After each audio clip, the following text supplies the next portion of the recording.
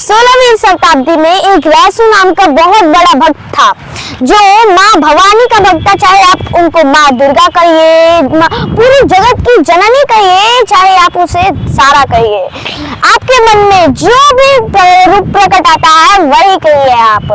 तो वह एक इतना बड़ा भक्त था माँ भवानी का कि जब भी वह माँ को बुलाता था तो माँ प्रकट हो जाती थी। उसे मोक्ष भी मिला था माँ के द्वारा, सहित उस राजा को भी मोक्ष मिला था जिसने उस पर दबाव डालकर कहा था कि मैं भी माँ का भक्त हूँ, तो माँ को यहाँ बुला कर दिखाओ।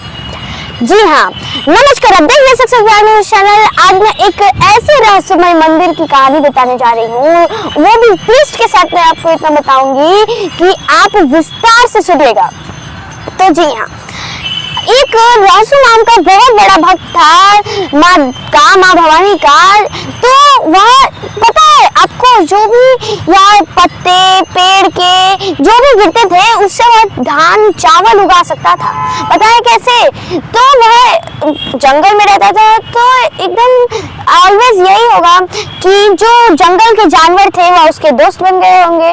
तो जो बाघ था वह उसका दोस्त बन गया था, तो वह बाघ के गले में एक रस्सी लटका देता था। अब यह ट्विस्ट आया कि आखिर वो रस्सी किसका बनाता था, तो वह सांप का रस्सी बना लेता था। सांप का रस्सी बनाकर वह गले में डाल देता था और उससे वह पूरा धान उगाकर चावल करवा लेता था। तो ऐसे कर कर उसकी रोजी रोटी चलती थी। तो वह इतना ज्यादा बड़ा भक्त था कि चिरंजीव का एक राज्य था जिसमें मनन सेन नाम का एक राजा था। उसने जब उसके पूरे राज्य में पूरा काल आ गया, कुछ नहीं उग रहा था, ना पानी आया, तब किसी ने रहसु के बारे में उसे बताया। तो राजा ने रहसु को बुलाया। उसके बाद उसने कहा कि तुम आखिर कैसे ये सब उगा लेते हो, तुम अपनी रोजी रोटी कैसे चला लेते हो। तभी जो रासु था उसने कहा कि यार तो माँ भवानी की कृपा से ये सब होता है। तो फिर राजा ने कहा कि मैं भी माँ भवानी का भक्त हूँ, आखिर मेरे पे वो कभी क्यों नहीं ये कृपा डालती हैं। तो उसने कहा कि वह माँ का बहुत बड़ा भक्त है और आप भी होंगे, लेकिन जो राजा था उसने दबाव डाला उस पे कि मैं भी भक्त हूँ, तो तुम आखिर में बुला के दिखाओ माँ को। तो रासु ने कहा कि आप मत अभी बुलवाइए मुझसे, क्योंकि अगर माँ क्रोधित हो जाएंगी तो वह सब नष्ट कर देंगी। तो फिर भी जो राजा था वह नहीं माना, उसने फिर भी दबाव डाला रासु पर। उसके बाद रासु जो था वह उसे बुलाना ही पड़ा आखिर माँ को, और माँ जैसे ही आई उन्होंने सब कुछ नष्ट आखिर में कर ही दिया। और जो राजा का महल था उसको भी नष्ट कर दिया सहित, और रासु को भी मोक्ष मिला।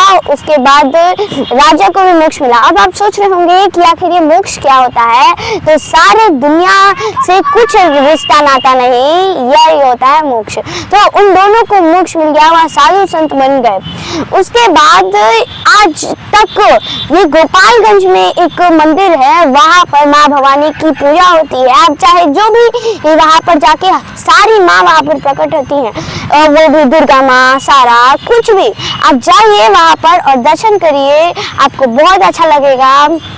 और वहाँ पर आजकल बहुत ज़्यादा मंदिर में भीड़ हो रही है, क्योंकि माँ का दर्शन करने के लिए बहुत से लोग उत्साह से वहाँ पर जा रहे हैं। आप भी जाइए और वहाँ आपको बहुत ज़्यादा अच्छा लगेगा। 16वीं शताब्दी की बात थी, चेरो वंश का राज्य था और वहाँ पर हथुआ के राजा जो थे मनन सेन।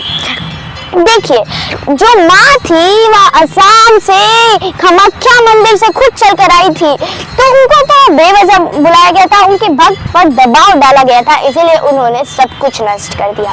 वो जैसे ही आई, देखिए इसमें तो राजा की भी गलती नहीं है, रासु की भी गलती नहीं है। वह तो जानना चाहता था, उसके पूरे राज्य में काल पड़ गया था, तो वह तो जानना चाहता था कि आखिर रासु कैसे चावल उगाता है, क्योंकि रासु ने तो कहा था कि ये सब माँ की कृपा है। तो वह भी चाहता था कि मैं भी माँ का भक्त हूँ, तो मुझ पर भी माँ का आशीर्वाद रहे। तो इसमें तो दोनों की किसी की गलती नहीं थी। तो जैसे ही माँ आई तो उन्होंने जो रहसू था उसका मस्तक का 2 भाग कर दिया और उसमें प्रकट हुई। तभी ये सब हुआ और तभी से वहाँ उस मंदिर में इतनी अच्छे से पूजा अर्चना होती है। और आप बगल में देख रहे होंगे वह कितना अच्छा मंदिर, मतलब वहाँ पे कितना ज्यादा भीड़ होता है। सभी लोग जाकर वहाँ माँ की दर्शन करते हैं।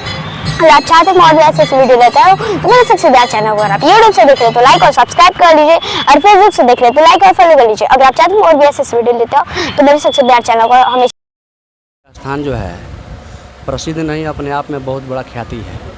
भगवती यहाँ प्रकट हुई है। माता जी आवाहन या प्रतिष्ठित की हुई माता जी नहीं हैं, भगवती यहाँ प्रकट हुई माता जी हैं। और आजमाया हुआ चीज़ है। यहाँ बहुत पहले पूर्व काल में भी बहुत लोग आजमाए, कुछ यहाँ खुदाई भी हुआ और फिर हार था करके वो लोग चले गए। भगवती के यहाँ बहुत लोग आते हैं, अपनी मनोकामनाएं मांगते हैं, उनकी हर मनोकामनाएं पूर्ण होती है। और इसमें कोई संशय नहीं है और ना कोई इसमें संदेह किया जा सकता है। माता जी के यहाँ बहुत भीड़ होता है और यहाँ जो लोग भी आते हैं अपनी मनोकामनाएं मांगते हैं, उनकी हर मनोकामना पूर्ण होती है। यहाँ पर भक्त रहसू नाम के एक संत रहते थे और यह क्षेत्र जो है राजा मनन सिंह के नाम के राजा के हुआ करता था। और उनके रहसू भक्त के बुलावे पर माँ कामरूप कामाख्या से आई। अनेकों जगह रुकते हुए कलकत्ता, पटना, अंबिका स्थान, बगल में घोड़ा घाट है, वहाँ पर आई। तो वहाँ पर आंधी तूफान आया। यहाँ पर रहसू बोले राजा से कि राजन, भगवती का आगमन आपके राज क्षेत्र में हो चुका है और आप भी अब जिद वापस कीजिए, मैं भगवती को पुनः मना लूँगा। तो राजा को जिद हुआ कि नहीं, हमको दर्शन करना है। राजा जो हैं वो दर्शन के अभिलाषी थे और बोले कि नहीं नहीं, जो भी नुकसान हो रहा है, क्षति हो रहा है, उसको होने दीजिए, माता को बुलाइए। और जो माता जी को आई, यहाँ पर रहसू का मस्तक फटा और दाहिने हाथ कंगन का दर्शन हुआ राजा का। राजा भी मोक्ष को प्राप्त हो गया, रहसू भी मोक्ष को प्राप्त हो गया। उसी समय से यहाँ पर भगवती हथुआ महाराज को स्वप्न दिखाई और यहाँ पर काबुल के बड़हरिया राजा से युद्ध हुआ। युद्ध होने के बाद से यहाँ पर आए, हथुआ महाराज मंदिर बनवाए। उसी समय से भगवती का पूजा पाठ हो रहा है।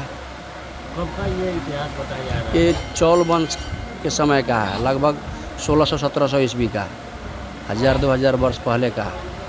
इसके लिए इस धाम को विकास के लिए सरकार ने क्या क्या किया? अभी यहाँ पर्यटन के क्षेत्र में कुछ बाहर काम हो रहा है, जिसमें 67 करोड़ रुपया शायद मिला हुआ है पर्यटन के लिए, जिसमें बाहर दुकानें बन रही हैं, यहाँ तालाब वाला बन रहा है, सौंदर्यीकरण, इको पार्क वगैरह बन रहा है।